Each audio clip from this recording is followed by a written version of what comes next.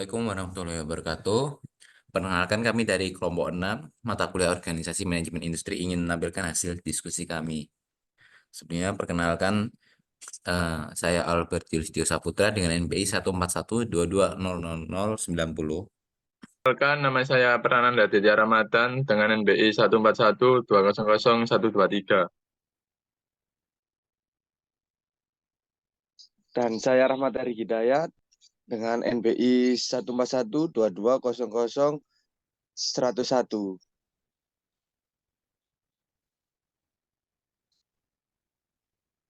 Saya Renaldi Eka Saputra dengan NBI 141220009.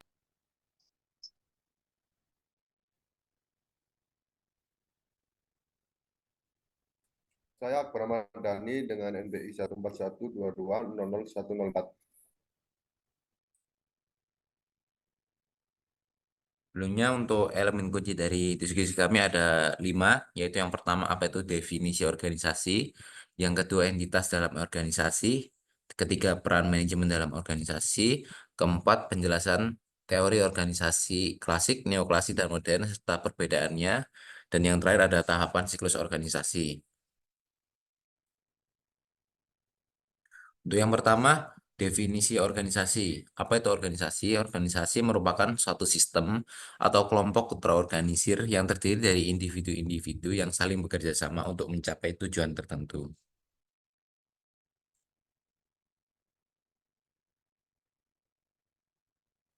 Yang kedua yaitu jenis entitas dalam organisasi. Yang pertama individu, anggota organisasi yang berfungsi dalam kapasitas pribadi seperti karyawan, manajer, atau pemimpin. Mereka bertanggung jawab atas tugas dan peran tertentu serta berkontribusi terhadap tujuan organisasi secara keseluruhan. Yang kedua yaitu kelompok, sekumpulan individu yang bekerja bersama untuk mencapai tujuan tertentu. Kelompok ini bisa berupa tim proyek, departemen, atau unit kerja yang memiliki tanggung jawab khusus dan sering kali memiliki struktur organisasi internal sendiri.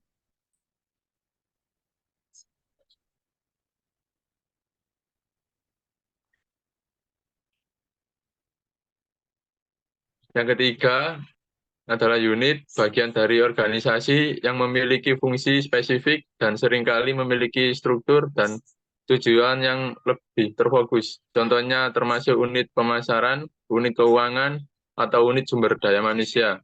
Yang keempat adalah departemen, divisi atau bagian yang lebih besar dari organisasi, biasanya terdiri dari beberapa unit atau kelompok yang memiliki tugas dan tanggung jawab serupa. Departemen memiliki wewenang dan tanggung jawab yang lebih luas seperti departemen produksi atau departemen penelitian dan pengembangan.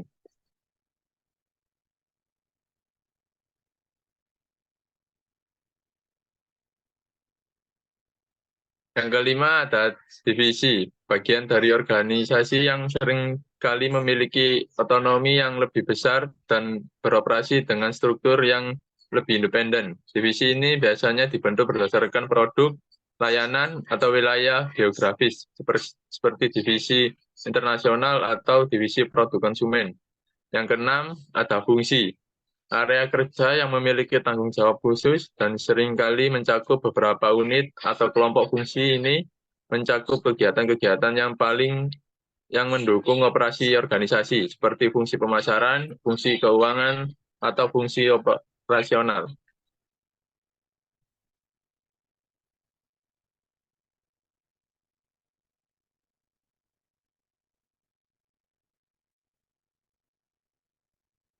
Dan yang ketiga itu ada peran manajemen dalam organisasi.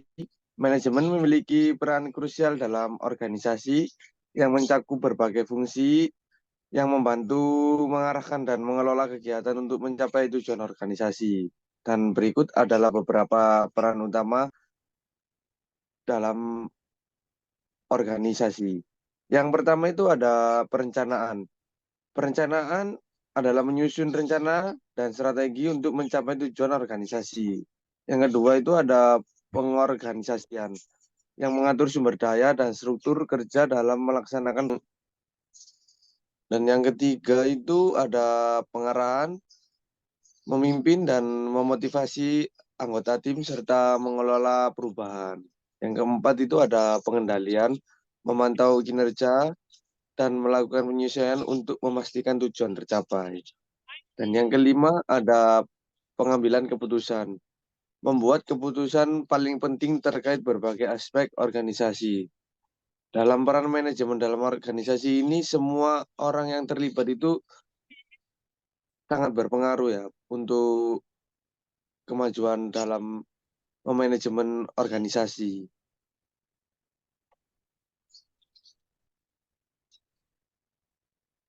Yang keenam itu ada koordinasi, menyelaraskan kegiatan antar bagian organisasi untuk mencapai tujuan bersama.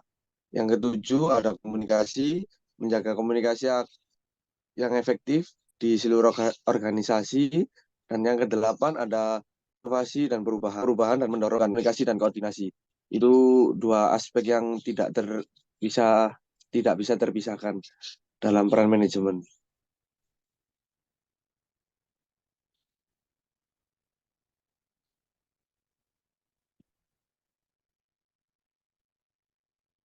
Untuk yang selanjutnya yaitu teori dalam organisasi.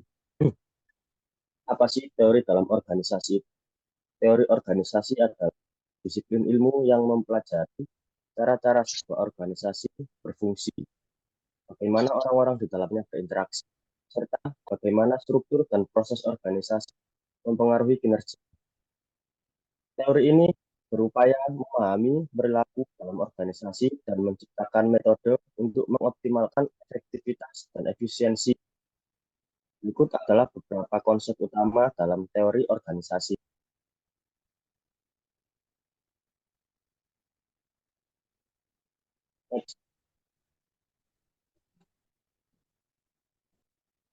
Berikut adalah beberapa konsep utama dalam teori organisasi.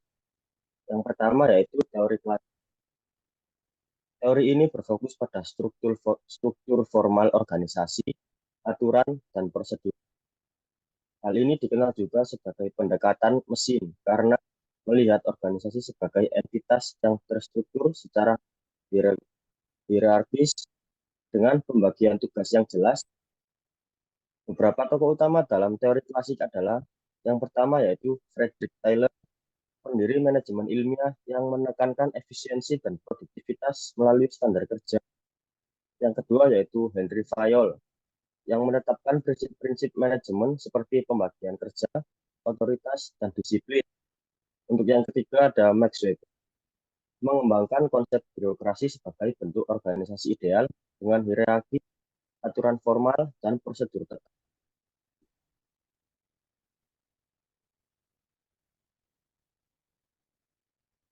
Yang kedua yaitu teori neoklasik.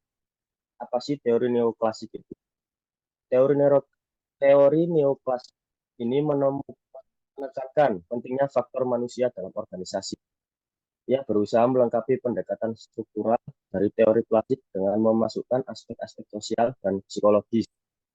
Teori neoklasik melihat motivasi, kepuasan kinerja, dan komunikasi sebagai elemen penting dalam meningkatkan produktivitas. Di bawah ini adalah contoh tokoh dalam teori neoklasik.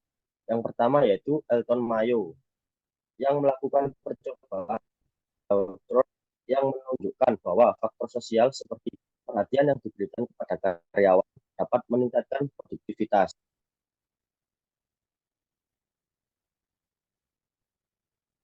Yang ketiga yaitu teori modern. Berbeda dari pendekatan yang sangat terstruktur dalam teori klasik dan neoklasik, teori modern melihat organisasi sebagai sistem terbuka yang harus beradaptasi dengan lingkungannya. Hal ini berarti bahwa organisasi dipengaruhi oleh dan mempengaruhi lingkungan eksternal mereka. Teori modern juga mencakup pendekatan sistem dan kontingensi.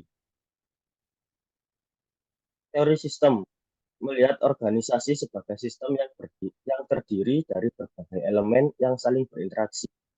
Organisasi berfungsi dalam konteks lingkungan eksternal yang mempengaruhi proses dan output. Selanjutnya ada teori kontingensi. menyatakan bahwa tidak ada satu cara terbaik untuk mengatur atau memimpin organisasi, struktur dan proses organisasi, tergantung pada situasi, termasuk lingkungan eksternal dan teknologi yang digunakan.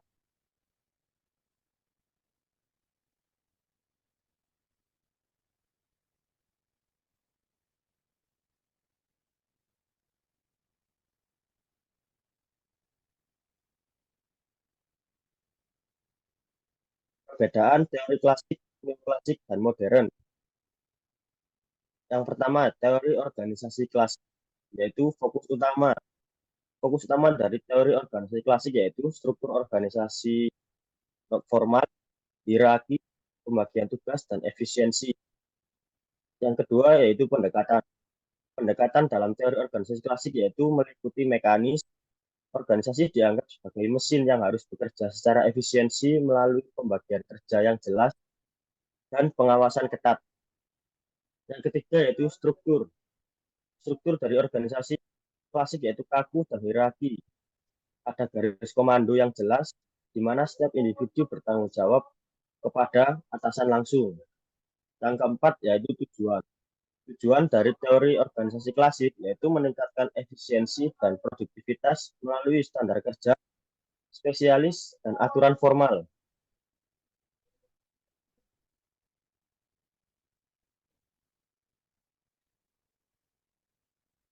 Yang kedua yaitu teori organisasi neoklasik. Untuk fokus utama dari teori organisasi neoklasik yaitu aspek manusia dalam organisasi, termasuk motivasi, hubungan interpersonal, dan dinamika kelompok. Yang kedua, pendekatan dari teori organisasi neoklasik yaitu humanis. Organisasi dipandang sebagai sistem sosial, di mana interaksi antar individu dan kelompok mempengaruhi kinerja. Yang ketiga yaitu struktur dari organisasi neoklasik. Lebih fleksibel dibanding teori klasik, dengan penekanan pada komunikasi dan partisipasi karyawan.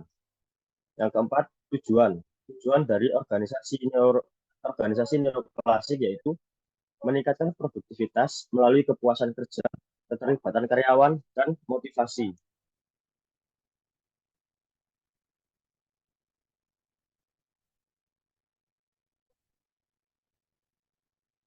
Untuk yang ketiga yaitu teori organisasi modern.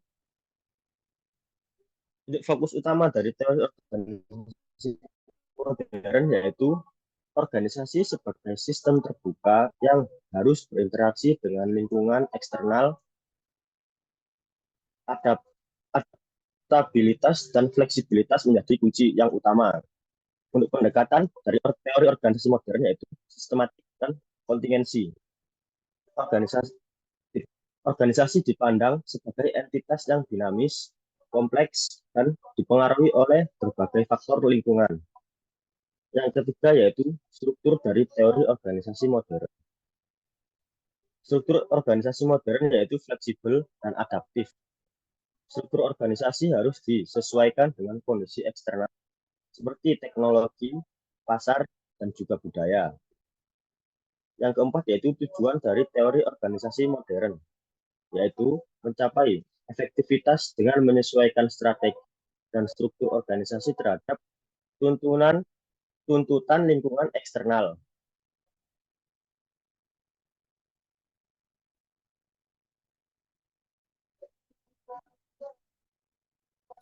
Kemudian yang kelima, tahapan siklus organisasi. Satu, organizational bridge, tahap pembentukan. Dua, growth stage, tahap pertumbuhan. Tiga, maturity stage, tahap kedewasaan. Empat, decline stage, tahap penurunan. Yang kelima, death stage, tahap kematian.